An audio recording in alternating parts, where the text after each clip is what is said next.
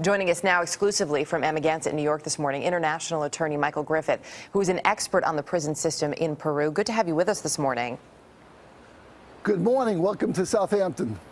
We wish we were right there with you. The Commission on Human Rights has noted some 500 to 600 violations at the particular prison where Joran Van Der Sloot could end up. It is one of the worst in the world. I know you've been there. Give us an idea. What are conditions like? Well, the prison is one of the toughest prisons along with Lurigancho. I've been in prisons in over 24 countries. In fact, I was the lawyer for Billy Hayes from the movie Midnight Express. And the Turkish prison is a Ritz-Carlton compared to this. There's about 10,000 prisoners for 3,000 spaces. This and another prison where he's going to go afterwards, Lurigancho, has dormitories of about 600 prisoners in each. The showers run once a week for 15 minutes. There's only 12 showers. They're in rooms of about 25 by 15 with about 35 prisoners. About 7 or 8 sleep on the floor. There's a hole for a toilet, and it's a very, very brutal place. Brutal is a bit of an understatement as well. I know he's asked for extra security where he is now. That's not going to be an option if he ends up in Lurigancho prison. So what are his chances of survival? Well, I'll tell you, it's going to be really tough. In Miguel Castro, believe it or not, the first day the warden took his position there about a year or two ago, he was murdered.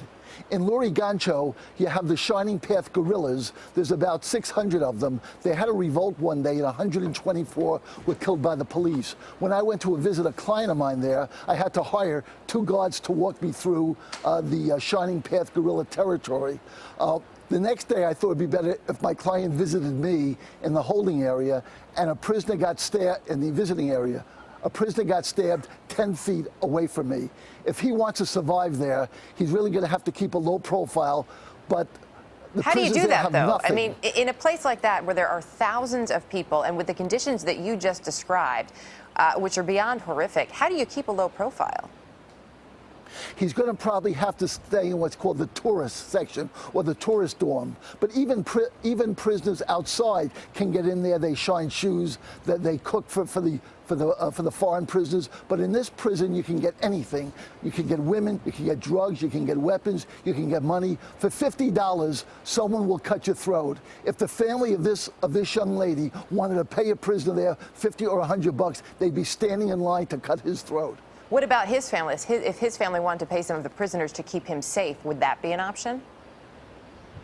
No, I mean, if they want to get you in this prison, they'll get you. In fact, the day that I was there, I got back to the gate a little bit late, and the guard wanted to keep me in overnight. So for a couple of cigarettes, he let me out. Money will get you anything in this prison, and I'll tell you, I'd be very surprised if Van Der Sloot makes the 7 or 8 or 10 years, whatever he's going to get with time off for good behavior. Boy, you paint an incredible picture there. Michael Griffith, we appreciate you being with us this morning. Thanks. Thank you. A lot happens early on The Early Show, weekday mornings on CBS.